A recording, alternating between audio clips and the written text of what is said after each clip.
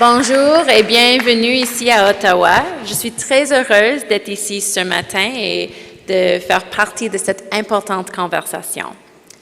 As many of you know, democracy, particularly in the Western world, is at its most critical and interesting junction in modern times.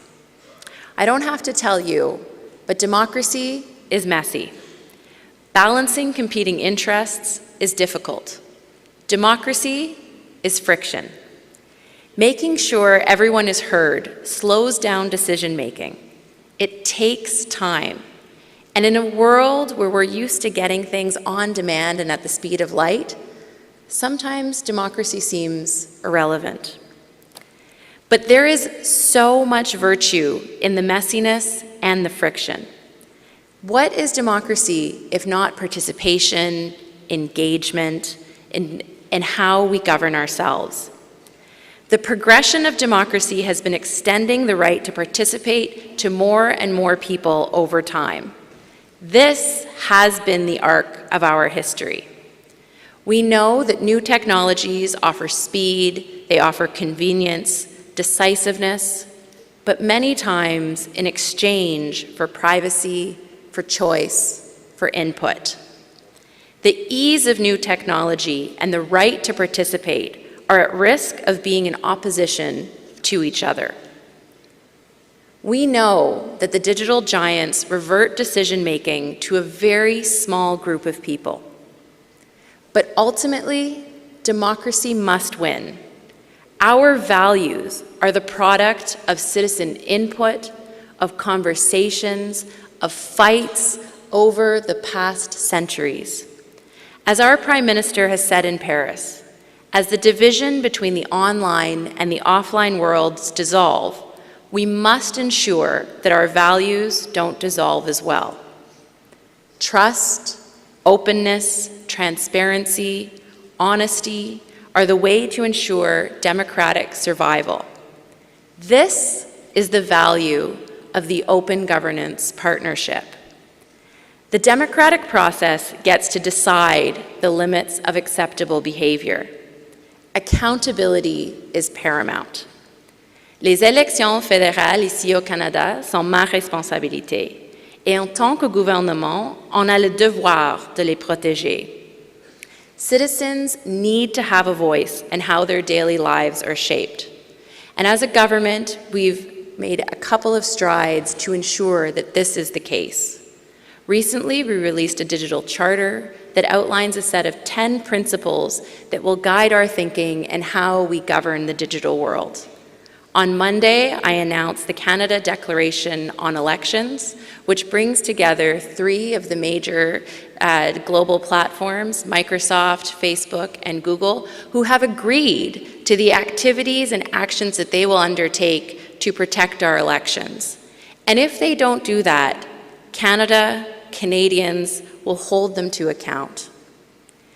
Government's role is to ensure the online world is there to support and not manipulate to act a certain way or take away the autonomy of citizens' choice.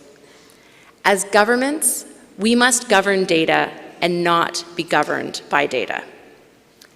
La démocratie appartient au peuple qui la compose et elle n'est aussi fort que ses citoyens. As Churchill has famously said, no one pretends that democracy is perfect or all-wise. Indeed, it has been said that democracy is the worst form of government, except for all of the other forms that have been tried from time to time. Merci beaucoup. Je suis vraiment hâte de participer dans cette conversation because participation is the root of democracy. Merci.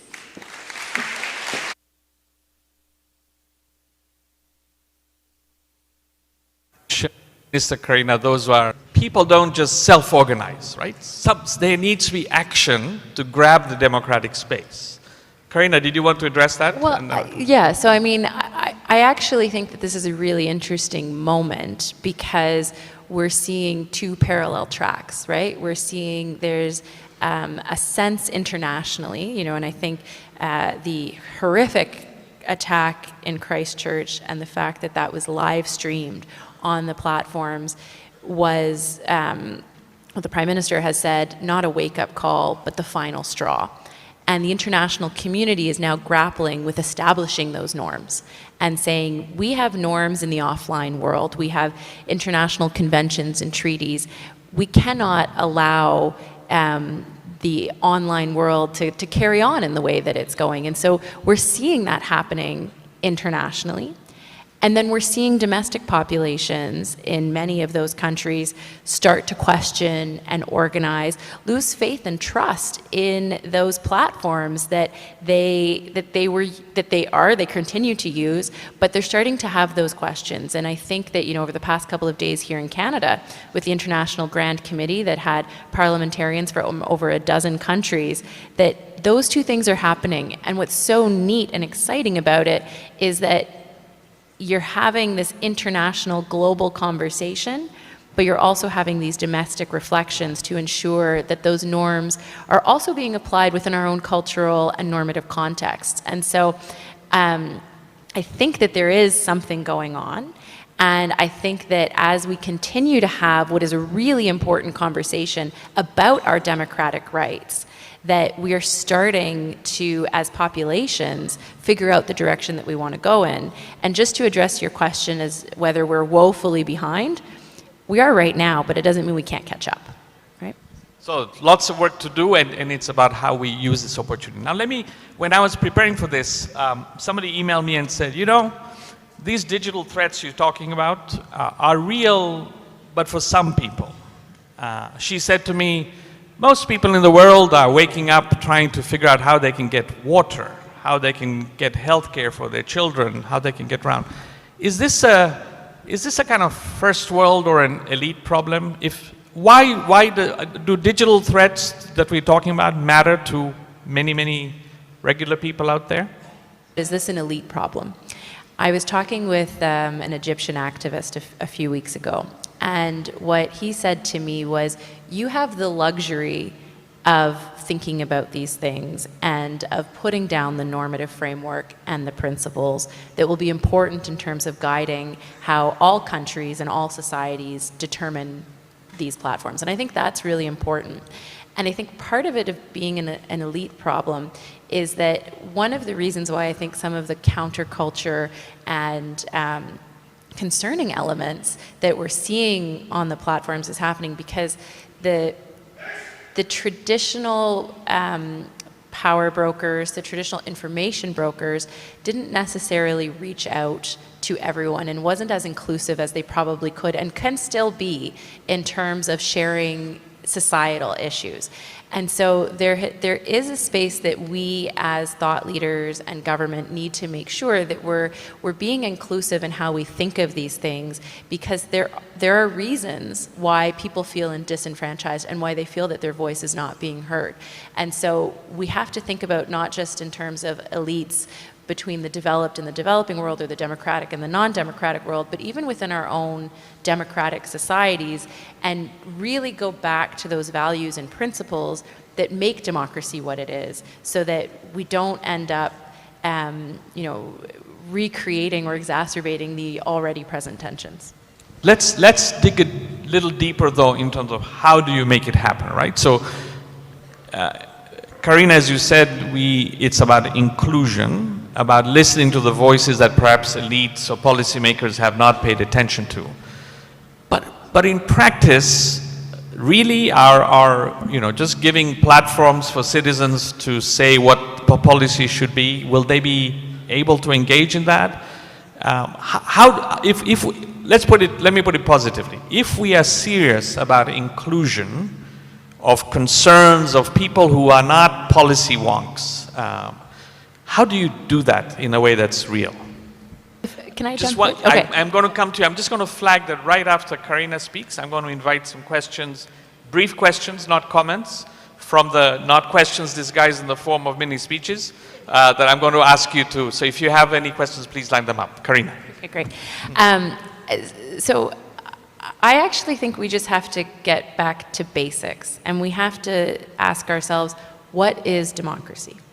Democracy is a battle of ideas, and people have every right to share their ideas, but they also have to feel safe to share those ideas. And our topic of discussion is participation.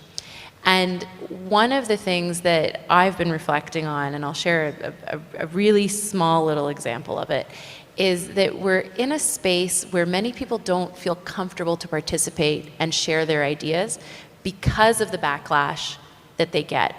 And part of it is about creating safe spaces for participation. In the House of Commons in Canada, it's based on the British Parliament, we have 2 sword lengths between the government and the opposition. Why? Because we fight with words, not with swords, right? And so when we think about the online space, which has become the new civic square, what are the ground rules for participation? I'll share this very small example with you because I think it's illustrative. A couple of weeks ago, I had a meeting with Jewish youth here in Ottawa, and I posted a picture on my Facebook page. And over the past couple of years, the commentary on the Facebook page, on my page, my politician page, has really degraded. And I have had many comments that I've been uncomfortable with, but after I posted that picture, I got some very anti-Semitic comments. And I said enough. And I removed that comment, and I put up a post that I said, you have every right to criticize me, you have every right to criticize the government, but I will not accept anti-Semitic or racist commentary on this page, and I'm putting you on notice. We can discuss ideas, but we can do it in a way that is respectful. That was one of the most popular posts I have put up there. And the commentary below it was, thank you for saying this. I didn't feel comfortable commenting on what you were posting, whether in favor or in disagreement, because whatever I said, people didn't go at my ideas. They threatened me, they harassed me, they made me feel unsafe. Democracy needs to provide a civic space where people feel safe to share their ideas, whether we agree or disagree. But we have to do that in a way that enables physical safety, that enables emotional and mental security. And I think this is the conversation that we need to have, because we need to make sure that those voices are heard from all sides. And what we're seeing with the platforms is we're seeing the extreme, the emotion, but we're missing the moderate middle. And how do we make sure that we create a space where everyone can participate? Thank you. Thank you. Please hand. That story, I think, resonated, and you said illustrates the point in terms of how we create a civic space, a respectful and a safe space where we can hash out our differences. All right, is there any questions? And I'm particularly interested in people from the global south who may have to kind of bring us that context. So, all right, okay, let me look right there, yeah. Yes, you? I think we need you to give you a microphone, so why don't you come here? You're very agile.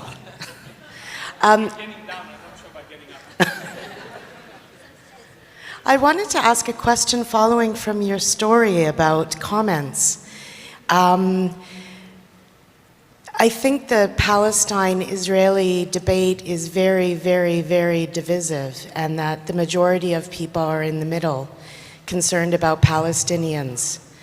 And concerned about ordinary Israeli citizens, not the Israeli state.